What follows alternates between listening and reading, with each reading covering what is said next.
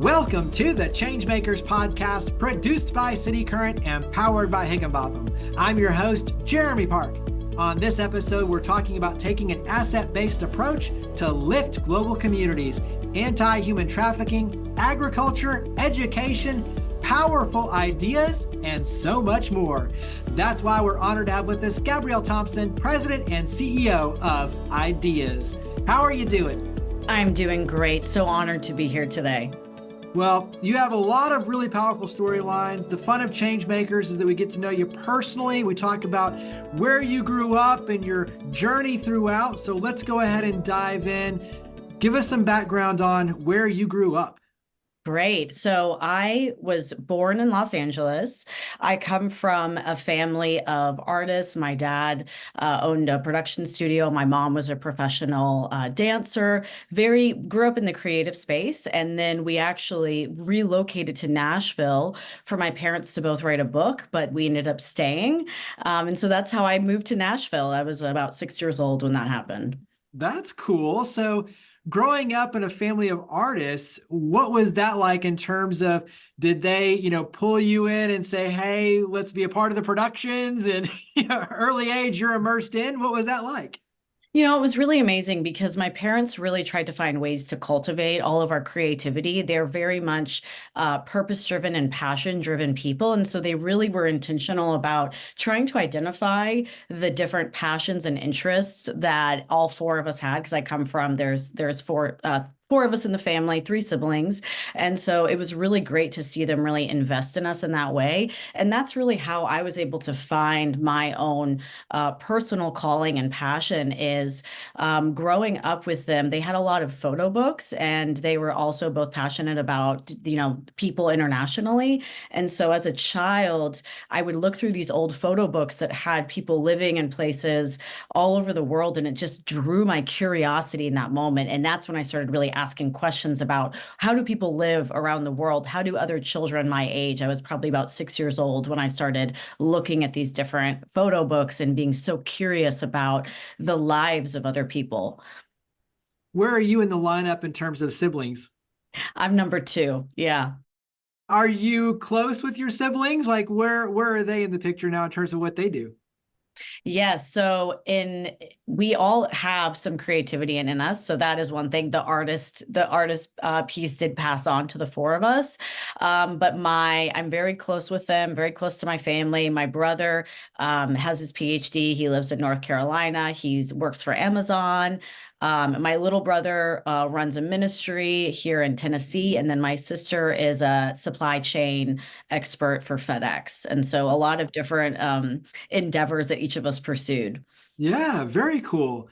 Yeah. So when you look at growing up in a family of creatives and especially artists, talk about what that was like in terms of, because that business, one, obviously Los Angeles, melting pot, so global community, people always, ideas and energy, but very different than running like a business. And so creatives, talk about kind of that side of it, of the balance of creatives and business and what that was like to kind of sit together at the dinner table. Well, interestingly enough, so my father, although he is a very creative person, he's also an entrepreneur. So throughout my whole life, he started many different businesses. So the studio in LA was a studio that he kind of created and crafted and had the vision for. And then when we actually fully settled in Tennessee, he created another business. So throughout my whole life, he's been an entrepreneur. And really, I think that one thing that is not talked about a lot is how creative entrepreneurs have to be. And so really, I see the role of creativity with business being very powerful. That's where a lot of innovation can come from.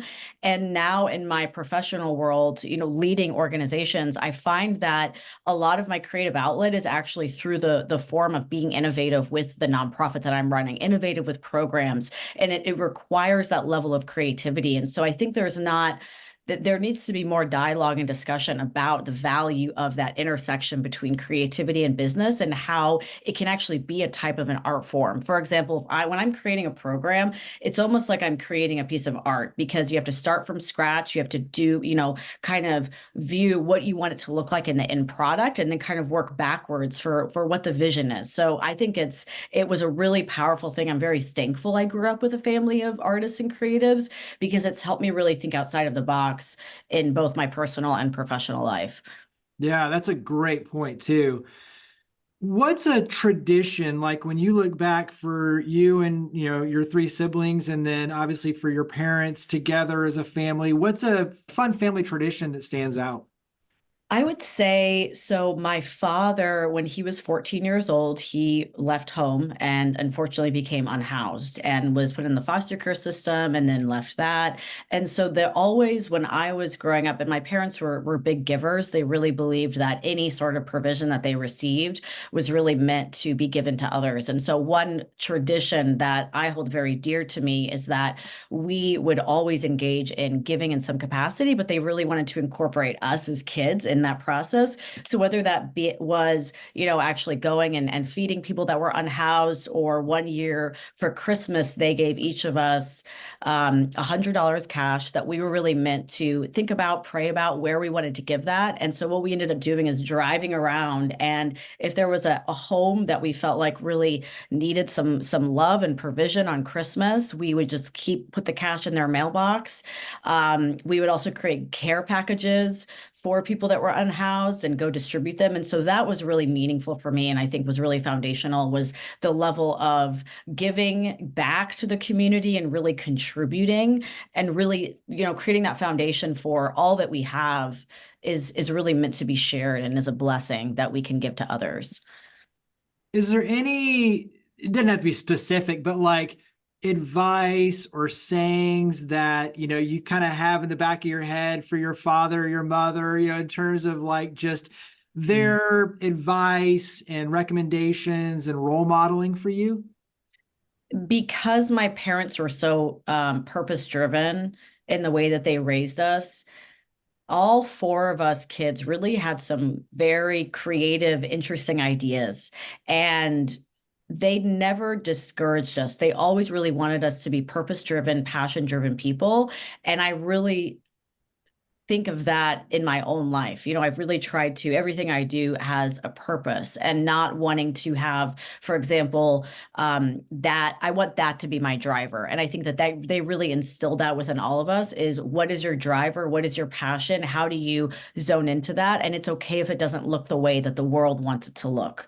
And that I really have always appreciated. And I really see that now exemplified with my siblings and I being, grown in the ways that we've crafted our lives to be very much focused on what we're passionate about, what we feel drawn towards, what gives us purpose. What was the transition like? And obviously you're young, but from Los Angeles, from the West Coast to Nashville? It was a little interesting because for example, we came here a few months before, and we went to Fall Creek Falls to camp, and I was playing in the playground, and there was this little girl there that I was trying to play with, but I couldn't understand what she was saying. And so I remember I went back to my mom, and I'm like, she's speaking a different language. I can't understand her, trying to communicate. My mom said, that's a Southern accent. And I had never heard a Southern accent before. So that was really curious for me. Another thing would be my parents really prioritized, a lot of very fresh, healthy food, everything made from scratch. And so I remember we ate at Cracker Barrel, and I had never had canned vegetables before. And so I remember when they brought out the green beans, covered in butter and all that good stuff, I was like, what is this? I had never experienced a canned vegetable. So little experiences like that, or in Los Angeles, that's not the same culture here for Christianity and churches. And so I was thinking, how are there enough people for all of these churches here? And it was really interesting. My mother, actually, she didn't want any of us to have a Southern accent. And I do find a Southern accent quite charming, but she would move us out of classrooms if the teacher had a Southern accent. So those are some pieces that were very culturally different for us. I know for my parents as well. They, when we came here in the 90s, the restaurant scene wasn't as wonderful it is now. There was not as big of an emphasis on arts outside of music. And so that was one thing that was challenging for them was, that was before the Frisk Museum. That was before we had some of this more emphasis on other types of arts outside of music. So Well, and Nashville now is very much Hollywood. And so I think Nashville now, there's so many influences from Los Angeles and the West Coast and things. And so it's quite different now, obviously. But it's funny as you're talking because I'm thinking we just ate a Cracker Barrel on our drive back from Texas yesterday. My wife has, a very thick Southern accent, which I absolutely love, but I tease her for it and it's hilarious. And every time we go out to LA to visit friends and stuff, I have to order for her sometimes because it's like, what did you say?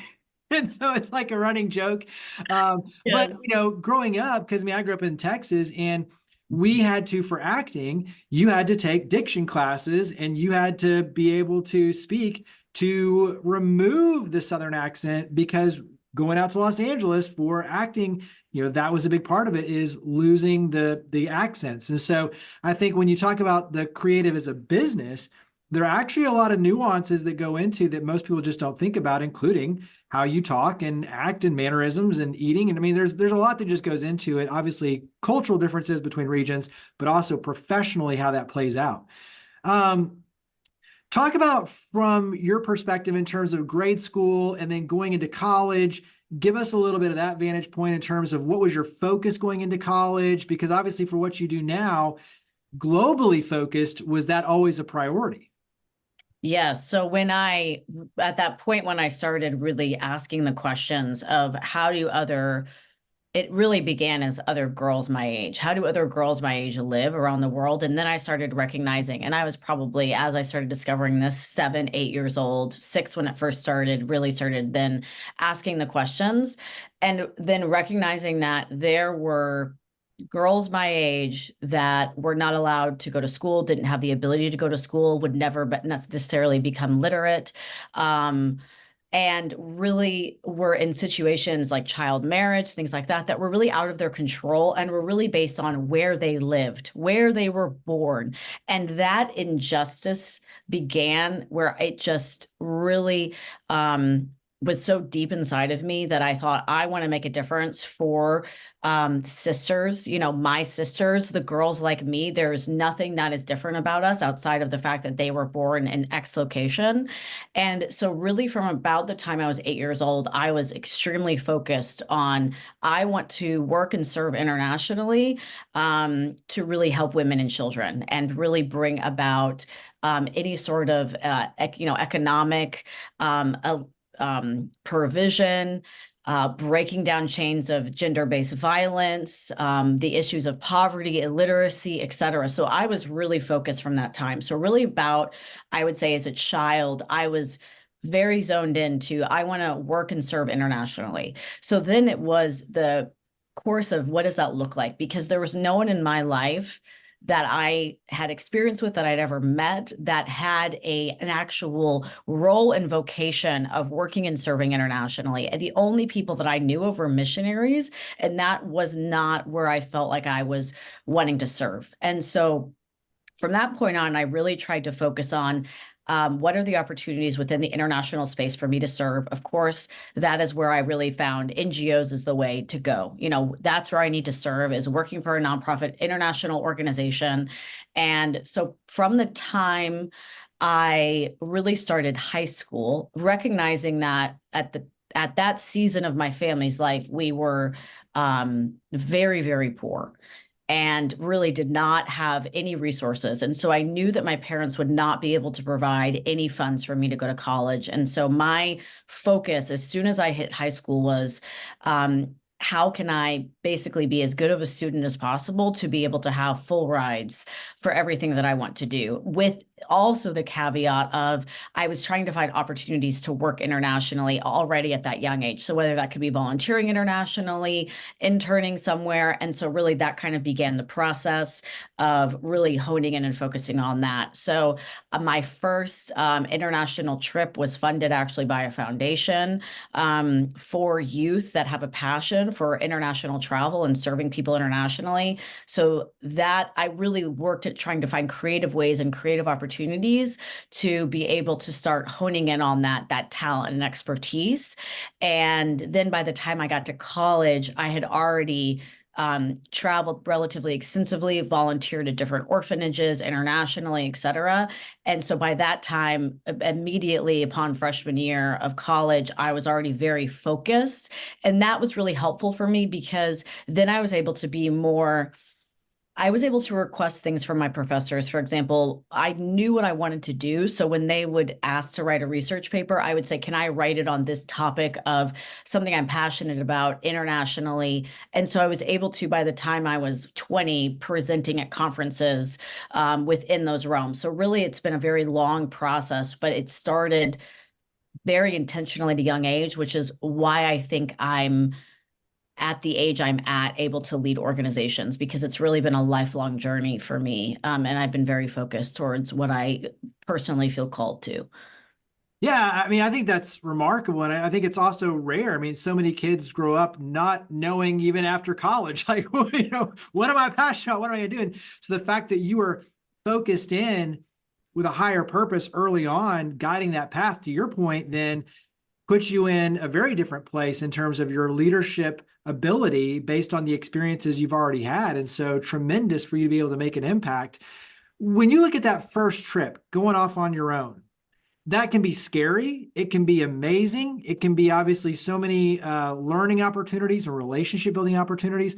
What was that first trip like for you in terms of really all those emotions kind of playing out, but also obviously reaffirming the direction that you want to go with your life and career? So I will say the first trip I went on was to Germany, and part of the foundation that was granting this was for young people to attend a World Trade Center summit. And so I actually went there to attend a World Trade Center event as a teenager, not really knowing what I was doing. And so that was less of the space of where I really wanted to be in regard to serving vulnerable populations. But it was so helpful for me to have that just experience of just that first step of what does it mean to cross the ocean, and really connecting. The value of that first trip was really meeting people from across the globe that are working in some type of international space. Of course, a lot in international trade, which was still very helpful, but it opened a lot of doors for me in regard to relationships, even at that early age. So, for example, I met a family there that who lived in India, and they worked in they did transportation of materials through cargo ships. And so we really bonded with them, and they actually invited me to come stay with them in Mumbai, which I planned on going. And unfortunately, 2 days before was the terrorist attack in Mumbai against Americans. So I had to cancel, but I was only 17 years old when I was going to go basically stay with an Indian family in Mumbai. But I would say that what's so interesting now that I look back is there is that level of being naive when you're young and you just trust the world. And now I'm far more conservative as it comes to travel. But now when I reflect back on those first few international trips, I think I felt generally safe because I just didn't think otherwise. And now I'm very conservative as it comes to that type of travel, but also the places I go now are a lot more or dangerous and high risk. Yeah. Yeah. Obviously, there's many people, but give me one that pops into your head first in terms of people who you've met along the way who have been a mentor and really helped open your eyes and guide you in the right direction for what you want to do with your career. Hmm. There's been a lot of people along the way, a lot of mentors, and I think that they've been in different spaces. So, for example, I've worked with an executive consultant for many years. He's been very helpful to really guide me in more of a leadership way. But also, I can think of there was an organization I worked with in Thailand that was a safe home for survivors, and the founder of that organization was in her late 70s and had moved to Thailand to establish this organization and serve. And so she was really helpful in regard to mentoring me in the trafficking space. But then I think about, I think there's not a lot of I think there needs to be, I'll rephrase that, there needs to be more interaction and collaboration and safe spaces for CEOs to come to share the hardships, the burdens of leadership, the things that they really don't want to talk to other people about, but they want to talk to a peer about. And so I would say there have been several older female CEOs that have really let me come under their wing to help guide me, especially in the early years when I was just 25 leading an organization, that really helped guide that process to me. And so, I do attribute a lot of where I am now to the people that have taken the time and the consideration to really walk with me, mentor me, and, teach me so much in the process. So it's hard to pick one because there have been so many in this journey, and I'm so thankful for them. Yeah, I mean, the work you do globally, you're going to run across so many. And that's why I just think it's interesting, especially for you, when you look at where you are now and the journey you've gone through, so many people pouring into you, believing in you, helping you. I think it's an important piece of the equation for sure, because you don't get where you are alone, especially in the context of working to build community globally. Yeah. Talk about human trafficking, because I originally met you when you were focused on anti-human trafficking. And so talk about that as a passion and purpose for you, and then that will lead us into ideas. Great. Well, really what was really interesting for me as I've, reflected more. So a few years ago, I found a paper that I had written when I was 19 years old. So that was about trafficking and, trafficking around the globe and what that looks like. And I had really viewed trafficking when I had during my journey to be where I am.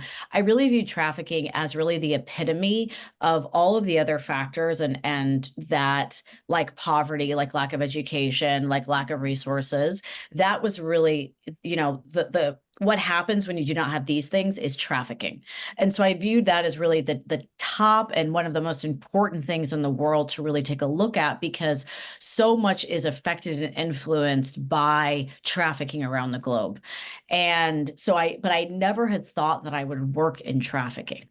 And that was a really interesting journey for me, which I'll share briefly. I was at the time working in Costa Rica doing microloan development for female entrepreneurs in a very impoverished area of Costa Rica. And I got a call from a colleague. And again, I'm 25 at the time. I got a call from a colleague and she said, listen, there's an organization that's hiring for an executive director, but the CEO or the founder has been looking for 2 years and she hasn't been able to find anyone that really aligns. I think you should apply for the position. And I told her, I was like, I'm not qualified. I don't think I should apply. She's like, it doesn't hurt, just apply. So I applied, and the founder asked me to fly to Tennessee to meet with her at her house. And I did. And she opened the door and I guess just got a sense in her spirit and said, you're the one for the job. I know you are. She's like, the job is yours.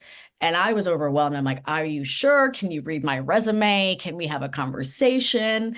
And then from there, I really just took some time to pray and process and talk to some of my advisors and my mentors, my counsel, and really felt like that moment of saying yes to that opportunity was really a buildup of my entire life and being passionate about that. It was really about stepping into the unknown, even though I was afraid and felt inadequate, of saying, yes, I will do this. And so from that point on began, almost a decade-long work of really investing in that space, creating programs, serving thousands of survivors, truly changed my life, changed my heart. and was a very, very meaningful part of my life. And although I don't work full time in trafficking anymore, it will always be a heartbeat for me, as far as how I want to serve and who I want to serve. Looking back at that time period, give me one special moment that stands out. Once again, hundreds and thousands of them, but what's one that just pops into your head?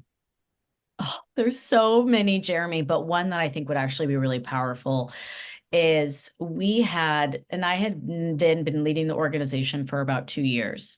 And one kind of offshoot program that we would do only when the opportunity presented itself and we had enough intel was to do raids.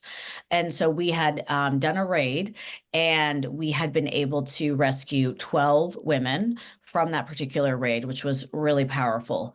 And these women were trafficked from Nepal into India. And there was one particular woman, she was a mother. She was basically manipulated by a trafficker. They were very poor and manipulated by a trafficker, saying, I can get you a job working at a hotel and you can make a lot of money. And she had children and a husband. And she was trafficked. Thankfully, the raid occurred. We were able to get her out. And then when I went back to Nepal a few months later, I visited her in her village. And what we had done is, for certain survivors that really have the desire and the capacity, we will help give them kind of like a capacity grant. But we do that through chicken farming or through pigs.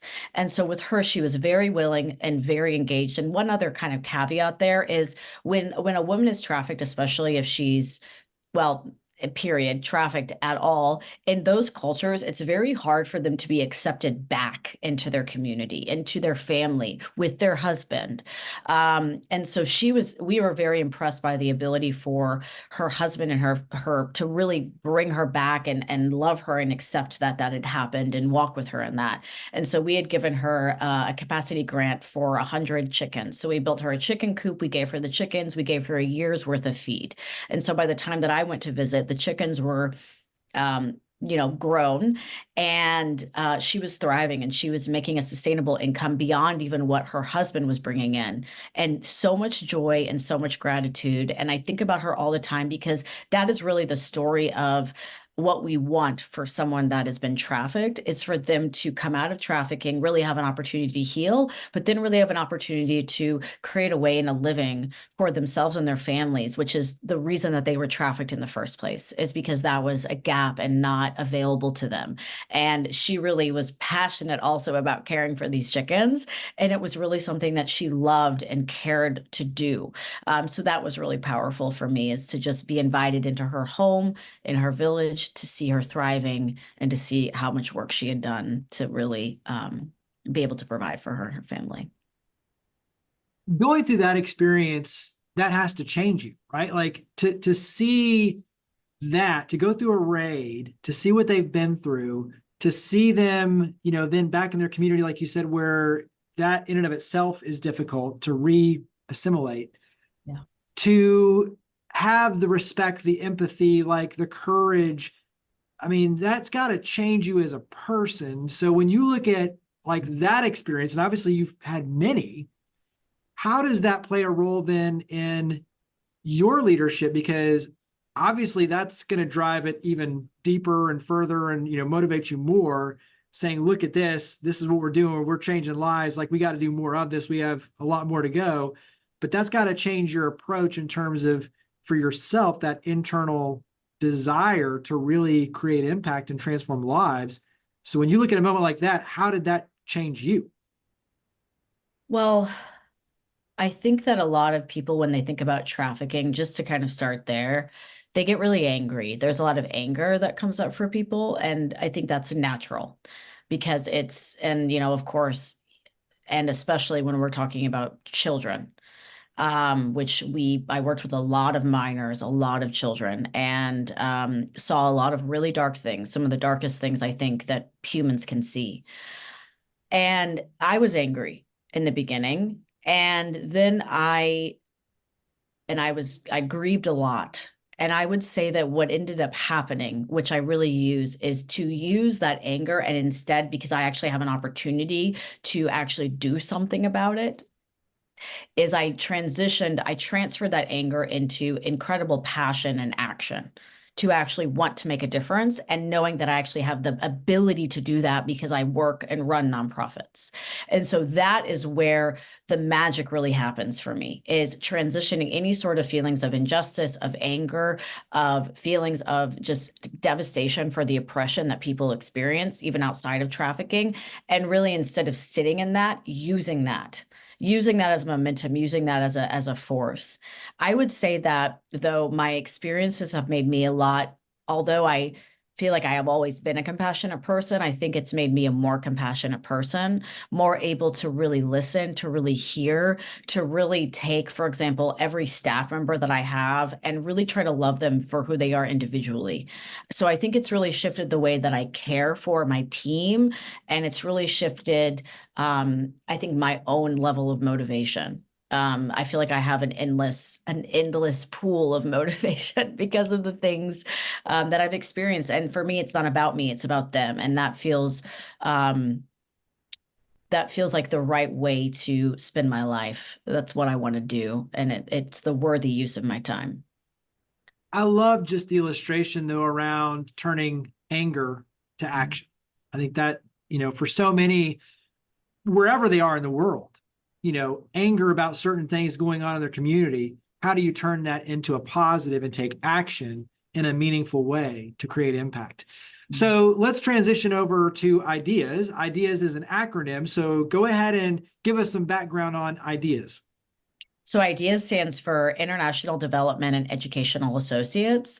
And what we do is we really try to address societal and relational poverty. And this kind of goes back to what we were talking about earlier, is that you can give someone a resource in a community and that will help for a temporary period of time. But what really draws me to international development is that it really addresses those root causes to actually change communities, change a culture, change the actual longitude of an individual's life, and hopefully for future generations. That's really the goal. So it's long-term, deep work that we do in communities that is meant to actually make a sustainable change without us once we leave. And so that's really the vision there. And it addresses, so when you really do that type of work, it addresses all areas. So again, that's why we look at what is relational and societal poverty and how can we really, look at those needs, but engage the community in helping meet those needs. So the areas that we work in that way are anti-human trafficking, agriculture, education, health and wellness, and disability care. And also as a piece of it is really investing in the relationships, because a lot of times relationships, when they're broken, is what can actually cause a lot of challenges that we see within people's lives and within communities. And so that's really important to us as well. It's really going back to kind of the heart of why we even exist on this earth. I think one of the big keys for success, and this plays out obviously on all fronts, is relationships. We'll talk about that, obviously. The other thing, though, is you take an asset-based approach. You don't go in saying, here's what you need, because no one likes to be told. But when you invite them to be a part of the conversation and have ownership on the front end, it's amazing what can happen. And so talk about the asset-based approach and really how this plays out with ownership, which is really, to me, an important ingredient for success. That's a lesson that all of us can learn for success in our communities. So I think I'll start with ownership, actually, because oftentimes when you look at different development initiatives, or what we would call relief-based initiatives that are really coming in to provide, again, and some of it's not assumed. If a community is starving, they need food, right? But what they also need in addition to food is maybe shifting their agricultural practices to be able to actually understand for example, things like climate change, it changes the way that the ground works. So there's only so far you can go when you do a relief-based approach. Whereas what you really want to, again, change the culture, change the community, change generations, you have to have that community ownership. And how do people have ownership? They need to feel like they're valuable. They need to feel like they're bringing something to the table. And so that's why we really focus on an asset-based approach, because oftentimes, even in communities, they don't realize some of the assets that they have. And so that's why we do things like asset mapping. So we'll get together with a group of leaders within the community. Tell us what you think, who the leaders are in this community. What do they bring? What about this woman over here? She's a farmer. What are her talents that she brings to the table? So we really try to get creative. It's really meant to be community led.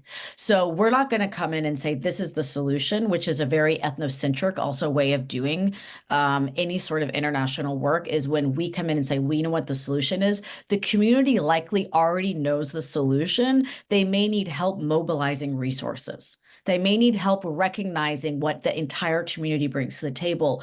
But whether it be working in communities or even working in a local team here in the United States, without that level of ownership, they're really, it becomes surface level work. And so I think that it's so important, no matter what you're doing, that there is given that power to the individual to really have their own level of ownership and also feeling pride in what they're bringing to the table. So that's how we really believe in doing our work, and we really see the most difference there as far as long-term sustainability. Few questions on that thread. One is, how is working globally changing your perspective locally? So when you look at everything you're doing, and many times you go out and you look at all the things going on, and then you come back to your hometown and you look around and realize, oh, a lot of these lessons that I'm learning here can be applied. It's just a matter of reframing my perspective. And so how is it changing your perspective locally with some of the things that are going on in your community locally? That is a great question. I have never thought about that. But I think that my global work changes the entire lens of how I see the world. And so it really shifts how I interact with people in a local space, the level of appreciation and gratitude that I feel on a daily basis. I think it shifts the way that I view US-based challenges, because there is a different element of community internationally in a lot of places than we have here in the US. I think that there needs to be a little bit more mobilization and more unity as far as really tackling challenging things. I also think that there is I think one thing that I wish I could adopt and kind of bring over to the United States would be the overwhelming sense of gratitude. I mean, a lot of the places that I work now, the majority of my work is really focused in the Middle East, North Africa, and I've worked in South and Southeast Asia, and Latin America. There is a different sense of being thankful for what you have around the world that is, I feel like it's very lost. And so I think that for me, it's changed the way that I want to live. It's changed the way that I want to interact with people. And also, I think there's a lot to be learned from different communities. I think I am always trying to become a better leader. So I take a lot of lessons from when I'm working with different local leaders to see how they work with their teams, how they interact, whether it be a community leader or an organizational leader. I'm always trying to learn from others to say, how can I become better and serve better as a leader in this space? Yeah, and I think, that's one why I love the media interviews, but it's also too, when I travel, I love, because every community has challenges. Mhm. And it's how are they addressing those challenges and coming up with solutions. And it goes back to relationships and people. People raising their hand and say, I want to be a part of the solution, but then the solutions they come up with, the innovations. And I think that's the beauty, is when you start to travel, you realize every community has challenges. The way they're addressing them is different in some cases, or similar. But then you take those back and you realize, wow, okay, that's really cool over there. That's really cool over there. It does. It changes the way you view challenges and opportunities. And it also changes the way you take action, which I think is all really cool, especially when you have a global perspective. So one more thing on that global perspective. When you talk about working in these communities, give us something that you've learned from someone locally in another country. And it can be around just something as simple as the way they look at something, the kindness, the appreciation, the respect, that attitude perspective, a little different. But what's something that you've learned either as a business innovation or just a thought change that is something that you've learned from somebody globally? quite a few things come to mind, but there was I'll go with the first thing that came to my head. So I was in working in Tunisia, and we were in a very, very poor area. And for those of you that don't know, Coca-Cola is gold all over the world. But it is also expensive, but it's oftentimes one of the more consumed beverages, sometimes even over water, especially in areas that, for example, don't have, are primarily Muslim, that don't drink, but also, of course, we see that all over Latin America as well. So it's very much a common beverage. Can be pricey, more expensive than water, of course. So I was in a very, very poor village in Tunisia, and then we were visiting this family. They lived in basically a hut, and they didn't even have electricity. And they gifted me a liter of Coke as a gift for coming to their home. And that was so generous to me that even out of them having nothing, and what we would determine as nothing, they wanted to bless their guests. They wanted to say thank you. They wanted to provide what little they had to me in that moment, and that was really life-changing for me in terms of generosity. And so really shifting the way that I view generosity, and generosity is so dependent on what each individual has to give. And for them to give me that Coca-Cola was as much as me giving someone $1,000. And that was really transformational for me. I think that I've also, I, when I worked in Nepal, which was a place I worked probably more than anywhere else, there was another survivor that we visited that had become very successful in pig raising, and she would inseminate the pigs and she would sell the pigs. And she was, came from a place of being trafficked to then having a thriving business with pigs, to the point where she made enough money in this very, very poor village to actually build a concrete multi-level home, which was absolutely an anomaly within this community and village. And what I really loved from her, that I really took away, is that she had so much pride in what she was doing. She had, again, so much ownership in what she was doing. And I think that that also shifts the way that I sometimes view local leaders and how I want to lead in general, because um, so much of, I think, leadership as well is, saying yes to hard things, stepping into hard moments, of course, having humility, but also being, taking your own ownership to say, if I really am going to lead well in this space, I have to really trust what I'm doing. And for her to come from a place of, such shame to a place of such pride, that was really moving for me. And I think about her all the time as far as really stepping into a place of something scary, something new, but really thriving within that space.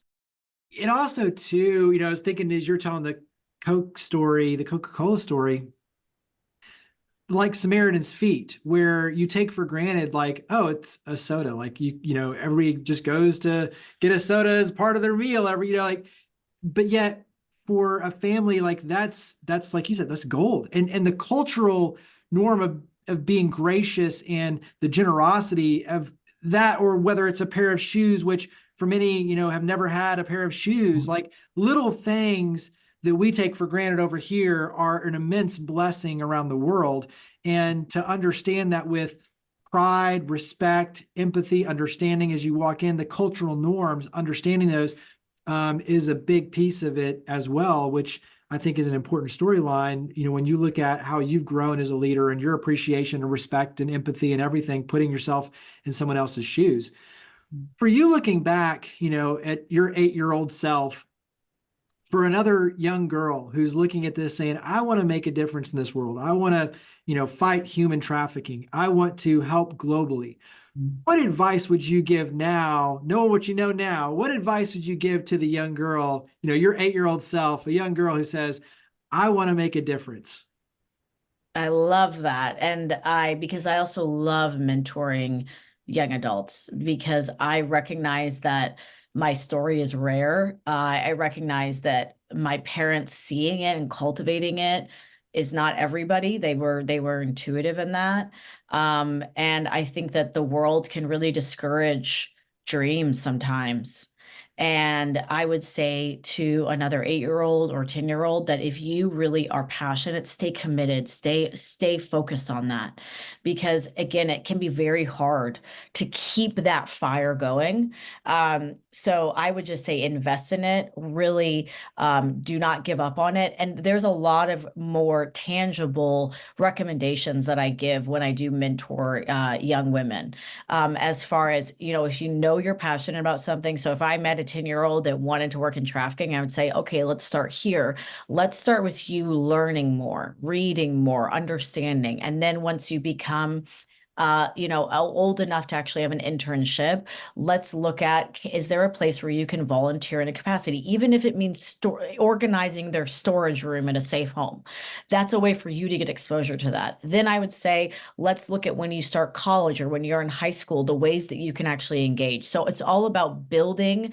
If you have a fire, just because you may be young and don't have any other additional experience or expertise around that, it's all about building that and showing a history of that it isn't something you were just passionate about today. It's something that really has driven you and been something inside of you. And I know this sounds cliche, but I really believe if you feel passionate about something and so moved that you need to work in that space, that it can happen. It will happen. It's just about being patient, being dedicated, and really being wise about how you invest your time on the front end. I really believe that. We had a chance to interview you recently on ideas, doing a deep dive there. So for anyone who wants to learn more and get involved and, really take the next steps, we'll wrap up with contact information, but everyone can go and check out that interview and do a deeper dive on ideas. Let's wrap up and go into a lightning round. So short questions, short answers, just a fun chance to get to know you better. What do you like to do to relax? Oh, anything outdoors, everything and anything activity outside. Do you have a favorite sport that you like to watch or play? I don't really watch sports, but I love watching the World Cup and the Olympics. And sport-wise, I would say my favorite sport is probably rock climbing. Nice. So when you have friends come to visit in the Nashville area, where do you like to take them? What are some go-to spots? I want to impress them, but I don't want to take them to Broadway. So I'll take them to somewhere like Fifth and Taylor, a nice fine dining place, maybe Old Glory, a nice cocktail. So I always try to impress them with our food and beverage scene, and then hopefully get them a little outside so they can see just the richness of our Tennessee nature. Where do you like to go to relax in terms of like a vacation spot outside of obviously the Middle Tennessee area? I love to be in the mountains. So anywhere I can be in the mountains. So I love that my job is part-time in Colorado. So as high as I can be, elevation wise, I am happy. Do you like to wake up early and get things done, stay up late? Where are you most productive? I am most certainly an early bird. My mornings are sacred to me. That's when I get the most work done. So I usually wake up very early and cherish my mornings. What is a recent book you've read? I'm reading like 6 books right now. I haven't finished a lot of them. Um, right now I've been more leaning towards reading leadership books. So I'm kind of dabbling between 5 of them right now, and that's been good, but I'm not completed with any of them. Do you hate to lose or do you love to win? I love to win. What is a favorite quote or saying? And you don't have to get it verbatim, but what's a favorite quote or saying that inspires you? The one I have on my fridge that I look at every day is gratitude turns what we have into enough. And I live by that, whether it's professionally or personally. And I think even when we're talking about winning and losing, I tell my team all the time, we're going to have losses, but we need to celebrate the wins, even if they're small wins. And I think that gratitude piece, knowing that we will lose in life many times, that gratitude piece is really helpful for me personally. What's a fun memory for you and your mom and dad? So for you and your mom and dad, what's a fun memory that pops in? And it can be about one individually or just the two of them together, but what's a fun memory?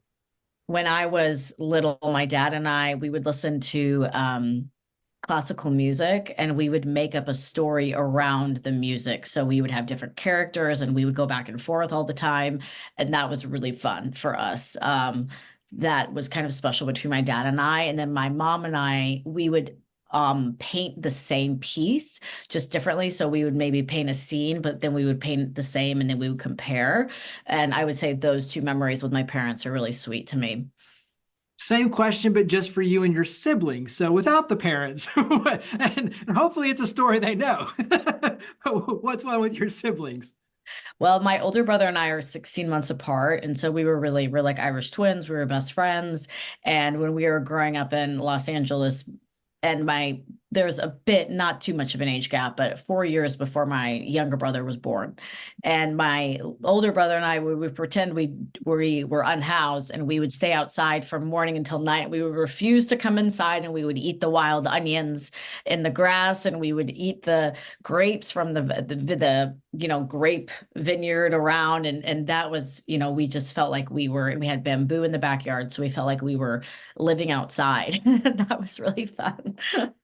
What's something you're looking forward to before the end of this year? I'm getting married in September, so I'm excited about that. Well, so that if you were going to mention that, I was going to mention that. That was about as softball as I could get on that I know. Sure. Congratulations. Thank you.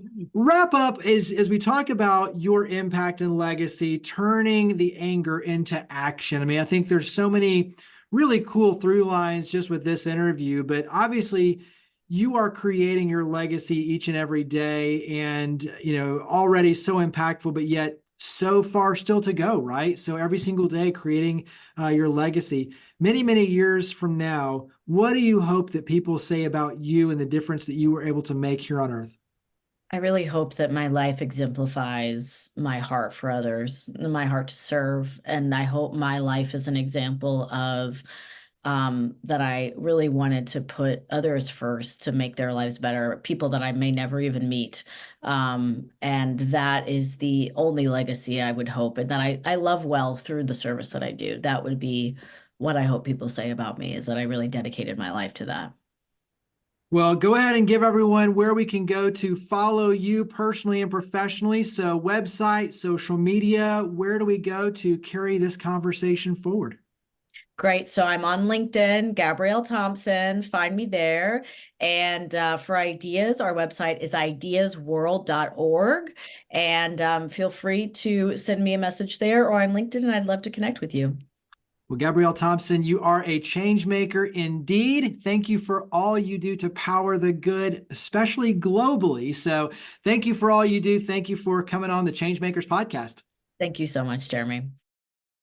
Higginbotham Insurance and Financial Services is proud to power the ChangeMakers podcast. We're a people-first company that protects what matters most, the families, businesses, and trailblazers that keep our community going. As one of the nation's top independent insurance firms, Higginbotham is a single-source solution for business insurance, employee benefits, HR services, and personal insurance that's customized for you. We're here to serve you, the people you care about, and your community. Call 866-377-1959 or visit higginbotham.com.